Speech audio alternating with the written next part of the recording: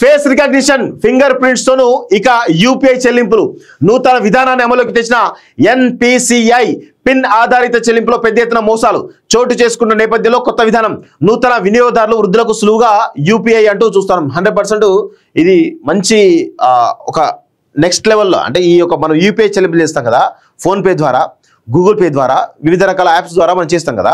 మనం ఏం చేస్తాం, పాస్వర్డ్ కొడతాం. కానీ ఇప్పుడు అవసరం లేదు, ఫేస్ రికగ్నిషన్ అండ్ జస్ట్ తంబుతోటి ఈ రెండింటితోటి ఉంటే చాలు చేయొచ్చు.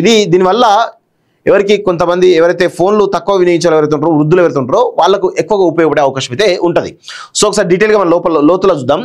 యూపీఐ చెల్లింపుల ప్రక్రియ ఇకపై మరింత సురక్షితం, సులభతరం కానుంది.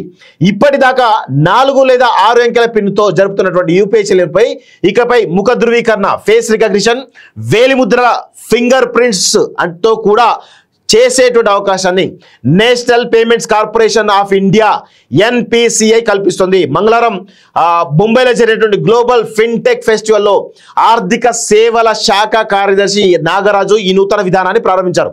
యూపీఐ చెల్లింపులకు ప్రస్తుతం ఉపయోగిస్తున్నటువంటి పిన్కు ప్రత్యామ్నాయంగా తీసుకొస్తున్నటువంటి విధానం సురక్షితమైనటువంటి యూజర్ ఫ్రెండ్లీ విధానం అని ఎన్పిసిఐ తెలిపింది. ప్రత్యేకించి యూపీఐ చెల్లింపుల విధానాన్ని వాడుతున్నటువంటి కొత్త వినియోగదారులకు, వృద్ధులకు బయోమెట్రిక్ విధానం మరింత సులభతరం అవుతుందని పేర్కొంది. వాస్తవానికి ప్రత్యామ్నాయ విధానం రూపొందించేందుకు 3 ఏళ్ల క్రితమే ప్రయత్నాలు మొదలయ్యాయి. అయితే ఇటీవల reserve bank of India RBI ఇచ్చినటువంటి ఆదేశాల మేరకు అత్యవసరంగా దీన్ని అందుబాటులోకి తెచ్చారు.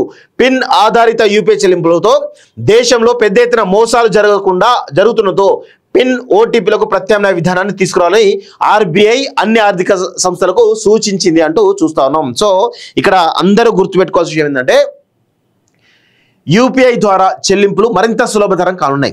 ఈరోజు మన ఫేస్ రికగ్నిషన్ కానీ లేకపోతే తంబు ప్రెస్ అవుతుంటో దాని ద్వారా ఈరోజు జనరల్ మొబైల్లో ఉన్నాయి కదా, అదే ఆప్షన్ ఇప్పుడు యూపీఐలో ఏవైతే ఉన్నాయో ఫోన్పే కానీ, గూగుల్ పే కానీ, పేటిఎం కానీ ఈ యాప్స్లలో కూడా వాడుకోవచ్చు అనేది చాలా స్పష్టంగా అది కూడా అమల్లోకి తీసుకొచ్చేది కేంద్ర ప్రభుత్వం తీసుకురావడం జరిగింది. ఇది చాలా మంది కూడా ఈజీగా యూజ్ అయ్యేటువంటి అవకాశం అనేది చాలా స్పష్టంగా అర్థమవుతోంది.